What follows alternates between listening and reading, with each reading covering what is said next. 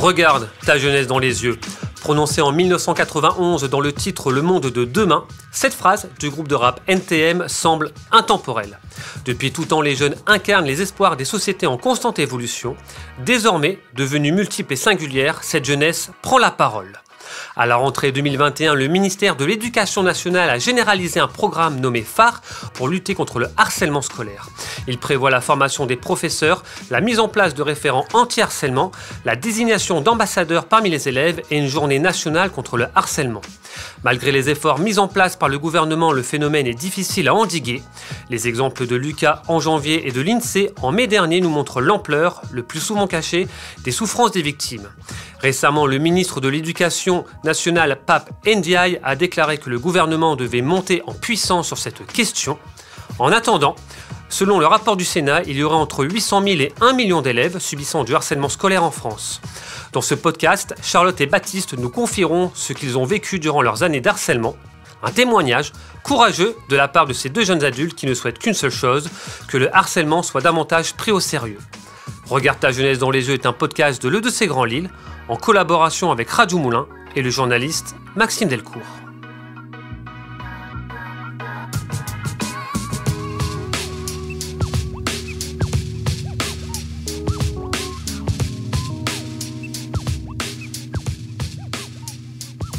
Donc moi je m'appelle Charlotte, j'ai 19 ans et je viens de Lille. Donc le premier harcèlement, moi il a commencé en fin de CM2 à l'école primaire, j'avais à peu près 10 ans. Ça a été des moqueries, des insultes, des bousculades. Il m'arrive même d'être suivie chez moi par mes harceleurs. Ça a duré à peu près 4 ans. Le deuxième a commencé lors de ma première année de CAP esthétique au lycée. J'avais 16 ans et j'étais harcelée pendant 9 mois dans le lycée et sur les réseaux. Et le troisième, il a eu lieu sur un réseau quand j'avais 17 ans. Il a duré à peu près 4 mois. En fait, au début, pour être franche, au début, je me suis dit, c'est des gamins de collège, quoi. Mais quand ça commence à devenir persistant tous les jours, n'importe où, on commence à se sentir stressé, on a peur d'aller au collège, on se dit qu'on a fait quelque chose de mal, on a peur, on a honte, on devient triste, on s'enferme sur soi-même. On a l'impression que le monde s'effondre, en fait. Le monde de devenir tout coloré devient noir. On se sent rabaissé, humilié, ridiculisé. On a l'impression d'être hors de nous, en fait.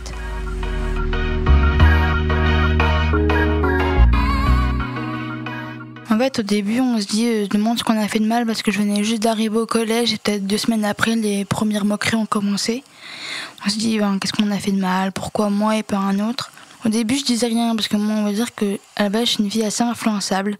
C'est-à-dire que j'écoute facilement tout et je retiens. Au début, on dit rien, en fait, on subit, on encaisse les remarques déplacées, les insultes, les bousculades, les bagarres, même que ce soit devant ou en dehors du collège et du lycée. On se sent rabaissé, humilié, démuni et au bout d'un moment, on se dit, on sert plus à rien, on a envie d'en finir, en fait, tout simplement. Les 2 premiers mois de mon premier harcèlement, j'en ai pas du tout parlé parce que je me suis dit, c'est bon, c'est des gamins, ils vont se calmer, etc.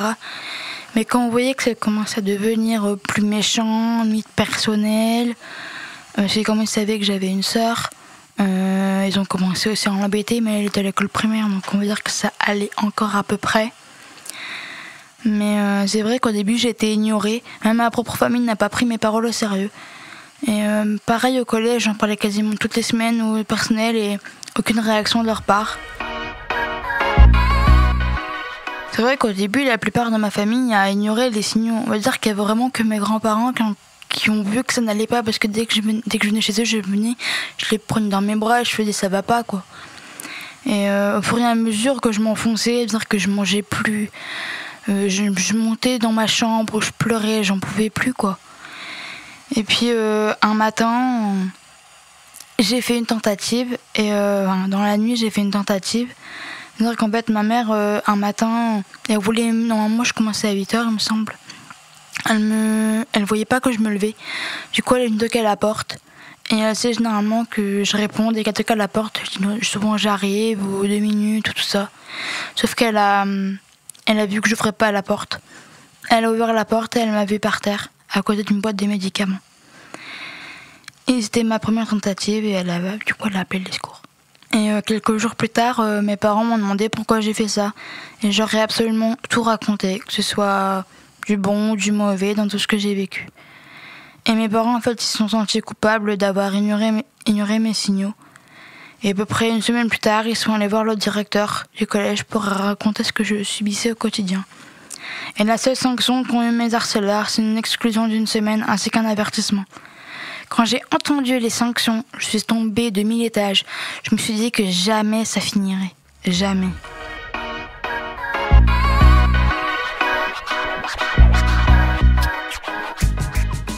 En fait, mes parents, même mes amis que j'avais quand même au collège, on n'avait pas beaucoup, mais bon, ils voyaient que j'allais vraiment pas bien.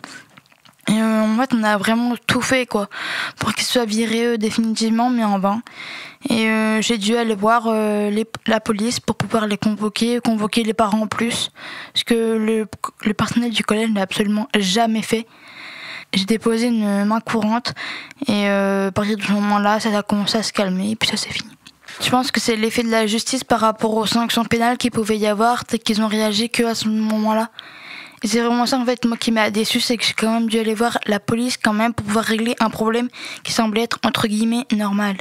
Ça veut dire que normalement, logiquement, dès qu'on voit qu'on se fait embêter, en fait le collège ou le tout établissement scolaire doivent régler le problème. C'est pas la police à régler ce problème-là. Pour moi, la priorité, c'est de sensibiliser les jeunes, car ce mot ne devrait même pas exister en fait. Le harcèlement, pour moi, c'est que du mal, ça peut apporter que du négatif à la personne. Et c'est vrai que ce serait bien de mettre plus des lois qui soient mises en place, des vraies mesures pénales. Une aide psychologique aussi serait bien utile dans certains établissements. Quand on voit par exemple peut-être dans le collège de l'INSEE par exemple, on va revenir plus tard, mais ça peut bien que les personnes qui en subissent aient vraiment un suivi psychologique. Moi c'est vraiment ce qui m'a aidé à me sentir telle que je suis actuellement. Même pour en parler plus facilement et plus librement, même quand on est témoin de harcèlement, il faut toujours en parler dès les premiers symptômes. C'est la priorité si vous voulez vraiment vous en sortir. Et aussi, je sais qu'il y a certaines associations qui existent par rapport à ce harcèlement.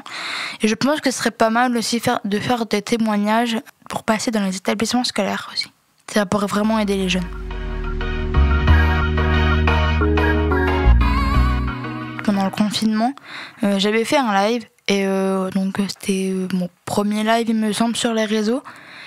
Et en fait, il y en a quelqu'un qui avait posé une question, mais en fait, au début, j'avais pas du tout compris le jeu de mots. Et donc, j'ai répondu bêtement, entre guillemets. Et en fait, quelqu'un avait enregistré ce moment précis et il l'avait republié sur un autre réseau. Dans quelques heures, je devais recevoir des centaines de messages, mais derrière, t'es bête, t'as pas compris, t'es ridicule, t'es bonne à rien, dégage de là, etc., quoi. Et je pensais que ça allait se calmer, quoi, parce que je pensais pas que ça allait être relayé autant. Ce qu'il faut savoir, c'est que cette vidéo, il me semble, a eu plus d'1 million de vues. Et 100 000 likes, un truc comme ça. Et en fait, les jours ont passé, mais la situation ne s'est pas calmée, même au contraire. J'en suis quand même venue aller voir la police donc une deuxième fois.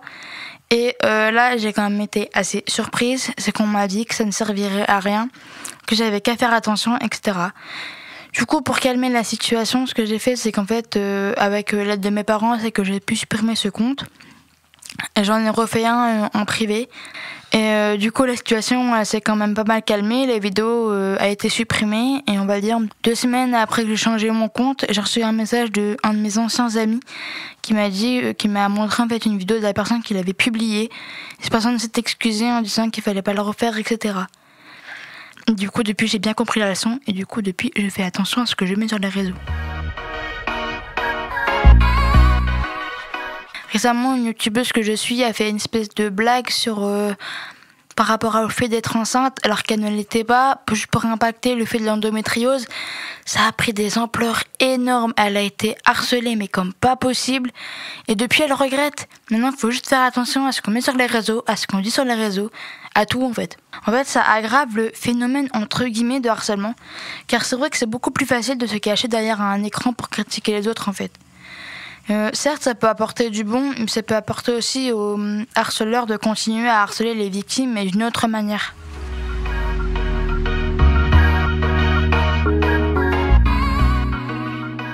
Après, je mets envie de faire comprendre quand même aux personnes que harceler c'est mal et qu'il faut en parler dès le moindre soupçon. Ça détruit des gens et des familles. Et pour moi, le but, c'est que les paroles touchent et aident les personnes qui en subissent. Et juste rebondir un peu rapidement sur le après-harcèlement, entre guillemets. C'est que moi, en fait, pendant un temps, j'arrivais plus du tout à faire confiance aux personnes. J'étais dans ma bulle. C'est-à-dire que même quand je rencontre des personnes, quand au début, elles paraissent gentilles et tout, je me dis toujours qu'au bout d'un moment, ils vont finir par m'abandonner, en fait. Après, le message que je veux transmettre, en fait, c'est que le harcèlement, ça tue des personnes. Et du coup, n'ont plus confiance en eux et à la société actuelle. Soutenez-vous et ne restez jamais seuls. Soyez solidaires. Croyez en vous, faites vos propres choix. Si vous voyez que les personnes avec qui vous passez du temps commencent à vous faire du mal, fuyez. Si la moindre personne souhaite changer votre façon d'être, elle n'est pas faite pour vous. Soyez comme vous êtes, croyez en vous et aimez-vous.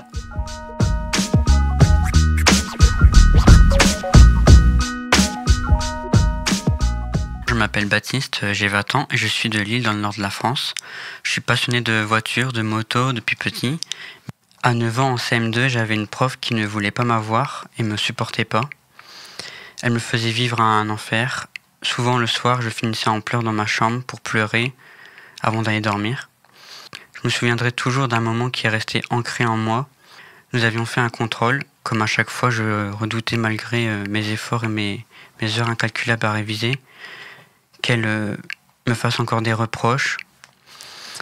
Mais ce jour-là, je ne m'attendais pas qu'elle me dise des choses aussi fortes. Tout en me hurlant dessus, elle m'a dit « Ton frère était le premier de la classe et toi tu es le dernier. Tu n'es qu'un bon à rien, un handicapé mental et tu n'y arriveras jamais. Tu n'as aucun avenir, je ne peux plus t'avoir dans ma classe. Tu es une erreur de la vie. » J'ai pris mes affaires, je suis parti d'un coup de la classe et de l'école. Je suis resté dans ma chambre enfermée pendant 1 semaine, si je me souviens bien. Mes parents, chaque jour, venaient taper à ma porte et ils ne comprenaient pas ce qui se passait. Quand je suis ensuite sorti de ma chambre, au bout d'1 semaine, je suis allé leur expliquer. Ils ont été voir les profs et les proviseurs à l'école. Mais pour moi, ça n'a changé rien, en fait, que j'étais, comme elle me l'avait si bien dit, une erreur de la vie. C'est là où j'ai commencé ma première dépression. J'avais 9 ans. J'ai ensuite dû voir une psy qui m'a aidé à retrouver un peu confiance en moi. Et voyant la prof qui diminuait le harcèlement, ça allait un petit peu mieux.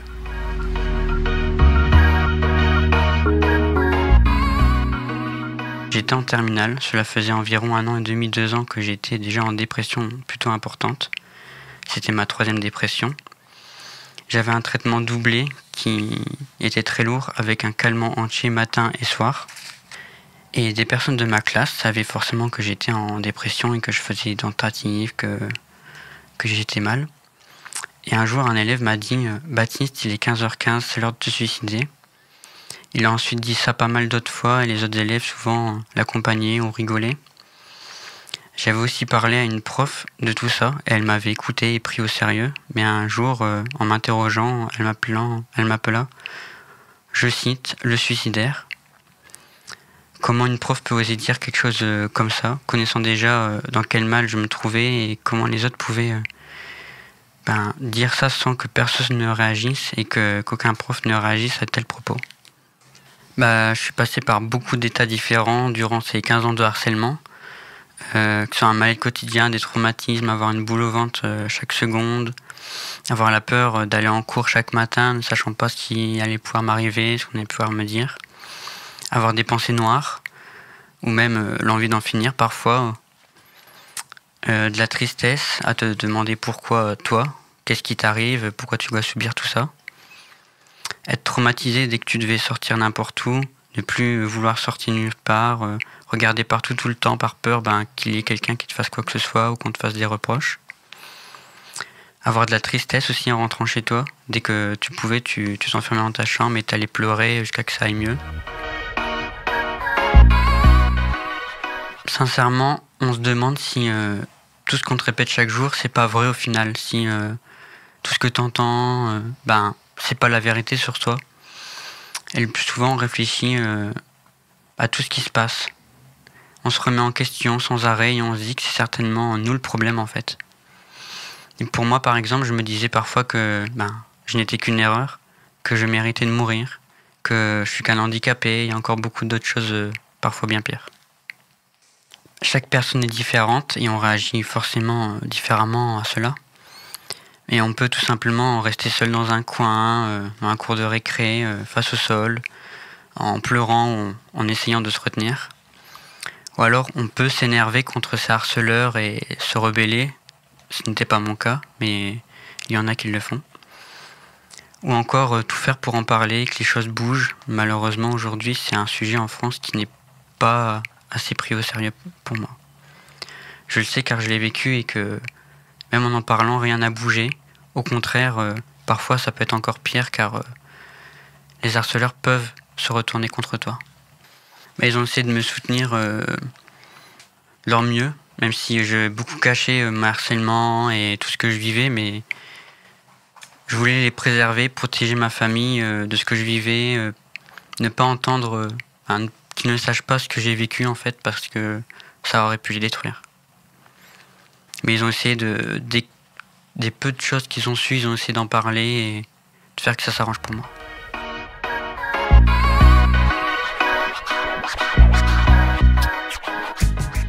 Il y a eu beaucoup d'impact qui s'est mis sur mon quotidien. J'en ai parlé plus tôt. J'ai développé beaucoup de peur, de traumatisme, de stress quotidien et ça m'a détruit. J'ai développé des stratégies et des mécanismes de défense. Par exemple, dans les couloirs, en laissant passer les autres pour pas que je puisse me prendre de remarques ou me faire encore harceler. Je faisais tout pour être un fantôme, vu par personne, pour ne pas subir. Et malheureusement, aujourd'hui, je suis plus vraiment le Baptiste. Il a été piétiné et il est mort à force de subir. Maintenant, je suis très très très méfiant et je n'ai plus confiance aux gens. On parle pas assez de la dépression aussi aux jeunes, mais elle est jointe souvent au harcèlement et c'est aussi ça qui peut détruire quelqu'un, le fait qu'il se suicide. Pour pouvoir rebondir de cette situation, pour moi, il faut faire des réelles actions, des sensibilisations, être à l'écoute, s'entraider, aller vers les gens pour les aider, les soutenir en les voyant se faire harceler, expliquer et sensibiliser sur les conséquences que ça peut avoir, voire même punir de peine si besoin. Pour moi, il n'y a absolument pas assez de peines qui sont mises en place et c'est pas assez pris au sérieux encore et il y a encore une belle évolution à faire.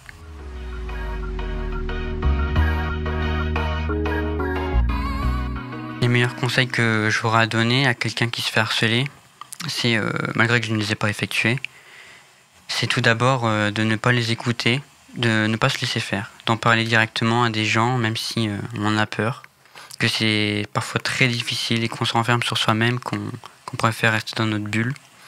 Il faut en parler à une vraie personne qui est sûre et de confiance, qui peut réellement faire quelque chose et nous aider pour que ça s'arrête.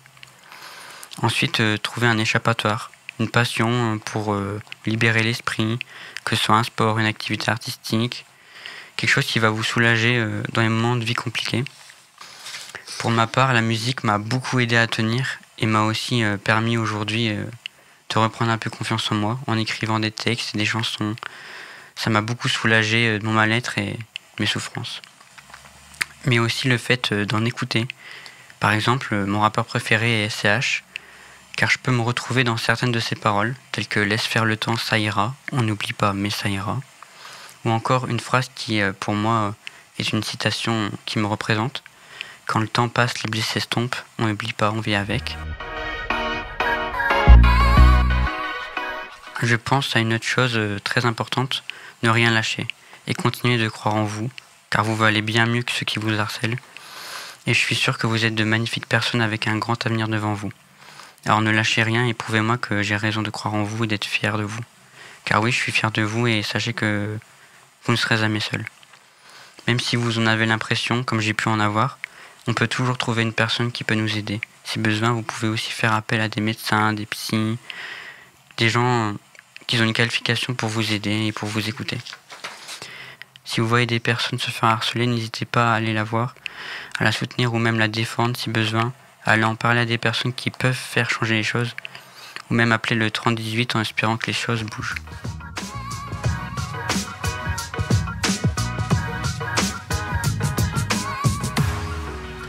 Nous remercions les stagiaires de l'E2C Grand Lille pour leur investissement et leur témoignage.